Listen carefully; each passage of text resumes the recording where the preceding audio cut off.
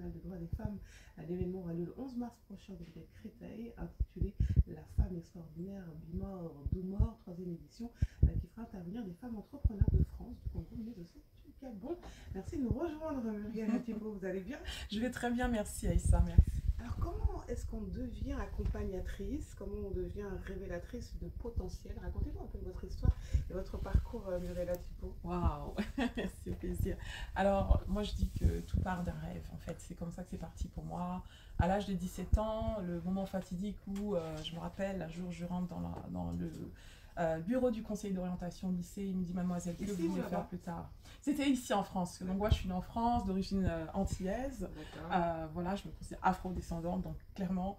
Et du coup, il m'a posé cette question. Et à l'époque, je me suis dit: mais c'est vrai, qu'est-ce que je veux faire? J'avais des ambitions d'être styliste, d'être autre chose, j'avais tout un tas de choses. Mais à un moment, à ce moment-là fatidique, j'ai pris le temps de connecter avec mon cœur. Et je lui ai dit: bah, écoutez, moi je veux voyager, je veux voir du monde et je veux faire de l'argent. Je veux être une businesswoman. Et vous avez regardé comme ça avec les gros yeux. Oui, il m'a dit: voilà, exactement. Je crois dans un film. C'est exactement ça. Et puis du coup, c'est là que mon rêve a commencé. Et au fur et à mesure, je me suis orientée vers des études commerciales. Du coup, mon rêve, c'était d'aller donc à l'étranger. J'étais à Londres, donc j'ai poursuivi mes études supérieures là-bas.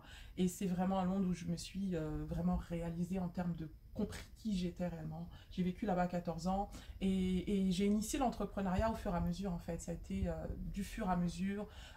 J'ai travaillé dans l'export, j'ai travaillé dans différentes sociétés multinationales, mais je me suis jamais sentie à ma place. J'avais le sentiment, après une dizaine d'années d'expérience, que j'étais comme un oiseau en cage, en fait. J'avais vraiment envie de voguer comme un colibri. Et donc, au fur et à mesure, donc, l'entrepreneuriat est venu à moi.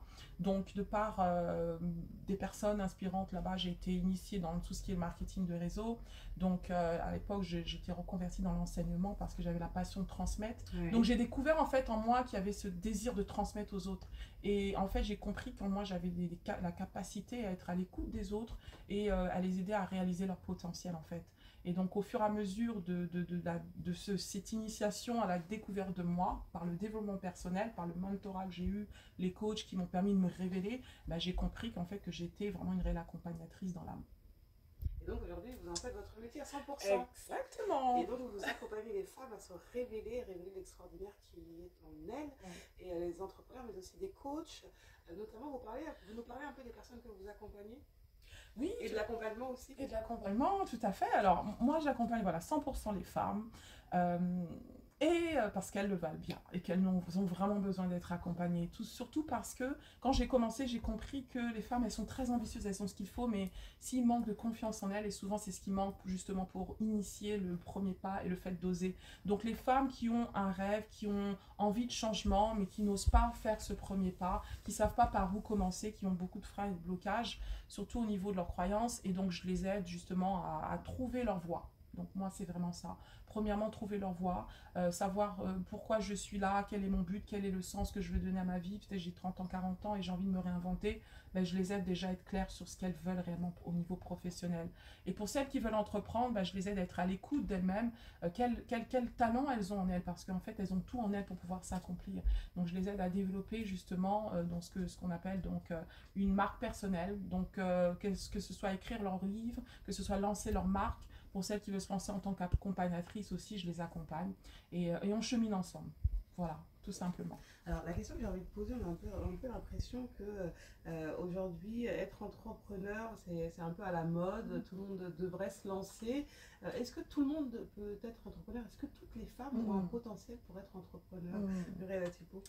Ah ouais, la question. Alors ça, c'est vrai qu'on se le demande beaucoup. Je dirais que tout est possible, mais je pense que l'entrepreneuriat, c'est pas non plus pour tout le monde. Tout le monde n'est pas forcément appelé ou n'a pas forcément l'ambition de l'être. Donc je dirais qu'il faut vraiment être à l'écoute de soi. Par contre, pour celles qui veulent relever le défi, parce que l'entrepreneuriat, c'est un défi, c'est à la fois une opportunité et un défi. C'est possible, en fait, d'entrer dans une posture d'entrepreneur. Mais ça demande, je pense, que d'être accompagné, parce que c'est vraiment une transition qui n'est pas forcément les plus évidentes quand on passe du salariat à l'entrepreneuriat. Donc, je dirais, c'est pas pour tout le monde, mais c'est pour certaines personnes qui ont décidé vraiment d'avoir plus de liberté et plus de capacité à faire des choses qu'elles ne pourront pas faire dans le salariat. À quel niveau? Au niveau financier, par exemple? Alors, C'est pas toujours le cas oui, pour tout le monde. Oui, tout à fait, c'est pas vrai. au début, en tout cas. J'ai écrit un livre qui s'appelle Ta mission t'attend, et justement dans ce livre je parle de 5 raisons pour entreprendre, parce que moi j'avais vraiment identifié ma raison. Il y a des gens qui entreprennent pour plus de liberté, c'est-à-dire il y a des femmes qui se disent j'ai fait le tour de mon boulot, je trouve plus de sens, j'ai envie plus de temps pour moi, pour mes enfants, voilà. Donc elles se disent je vais pouvoir mieux équilibrer ma vie perso, ma vie pro. Donc elles entreprennent pour cela. Mais c'est pas forcément ce qu'elles trouvent réellement dans l'entrepreneuriat, parce qu'au début il faut mettre beaucoup d'heures, il faut vraiment travailler. C'est pas forcément évident. Donc il peut y avoir un décalage si on entreprend pour ces raisons-là. Mais il y en a d'autres qui se disent que moi j'ai envie vraiment d'apporter quelque chose d'unique en fait. J'ai des talents, j'ai des capacités que je n'arrive pas à exploiter dans le monde du travail. Et elles ont l'impression de ne pas être en fait reconnues à leur juste valeur. Donc pour cette raison, elles entreprennent sur la base de leurs talents. Vous voyez, elles ont une passion, elles ont un talent et elles changent carrément de métier en fait. Et donc du coup, c'est pour cette raison, c'est ce qui les anime vraiment, de redonner du sens à leur vie et puis l'avantage aux autres aussi.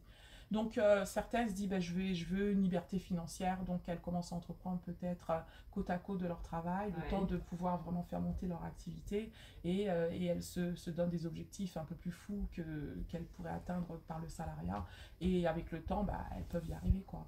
Donc tout est possible, mais c'est vrai qu'il faut avoir une bonne raison. C'est ce que j'appelle le why power. Une bonne idée, une idée lumineuse par exemple. Ouais, c'est ça. Donc il y a une idée, c'est vrai, avoir une idée qui nous fait vibrer en fait, qui nous anime. Parce que quand on rencontre les défis de l'entrepreneuriat, franchement, si on n'a pas vraiment un pourquoi assez fort, on risque de vite abandonner, parce que c'est vraiment un parcours qui est aussi jalonné de défis, il faut le dire. Voilà. On s'accomplit, on s'épanouit, mais il y a vraiment des défis à relever. Donc, du coup, à l'événement que vous organisez, que vous êtes venu promouvoir, qui aura lieu le 11 mars prochain, vous allez recevoir des femmes entrepreneurs de France, du Congo et du Gabon. Vous nous en dites un peu plus? Oui, tout à fait. Alors, c'est la 3e édition de la femme extraordinaire. Donc, moi, je crois qu'en chacune, il y a une femme extraordinaire qui sommeille en nous. Et donc, ma mission, c'est de pouvoir aider des milliers de femmes à révéler cet extraordinaire. Et je ne le fais pas seule. Donc, j'ai d'autres femmes avec qui je collabore. Certaines viennent du Congo, certaines viennent du Gabon, parce que j'ai eu le plaisir et le privilège en tant que femme des Antilles, en fait, de pouvoir aller en Afrique pour la première fois l'année dernière. J'ai été en Côte d'Ivoire, au Congo, au Gabon, et j'ai rencontré ces femmes coachs qui aussi ont de l'impact. Donc je les invite justement durant cette conférence à partager aussi leur parcours, parce qu'elles font vraiment de belles choses là-bas au pays. Elles sont retournées au pays, elles ont un réel impact qu'elles veulent partager avec les femmes durant cette conférence. Donc on voit de plus en plus de ces histoires de femmes qui retournent s'investir ou s'installer en Afrique.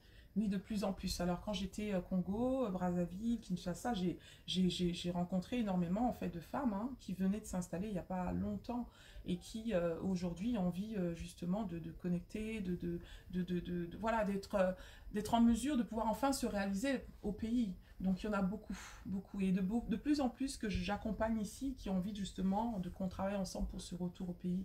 Donc voilà pourquoi j'inviterai toute femme qui se retrouve, qui a ce désir en fait de pouvoir peut-être retourner au pays, de venir à cette conférence pour entendre les beaux témoignages. Alors c'est 11 mars prochain, ça va se passer à l'espace MLK Grand Paris Créteil, c'est à l'espace socio-culturel Martin Luther King. L'adresse c'est 1 rue Martin Luther King, c'est à Créteil? Tout à fait, à Créteil. Créteil-le-Lac, et donc vraiment il y a accès métro, bus, toutes sortes d'accès, donc tout est possible pour pouvoir y arriver. Et si on veut être accompagné, si on veut suivre votre actualité, où est-ce qu'on vous retrouve sur les réseaux sociaux? Oui, alors sur les réseaux sociaux, Facebook, Instagram, LinkedIn, vous me retrouvez sur toutes ces plateformes-là. Et puis, vous avez mon site misspurplecoach.com. Donc, dès que vous tapez Miss Purple Coach, vous êtes sûr de me retrouver quelque part. Et du coup, c'est quoi votre rapport au violet? C'est quoi?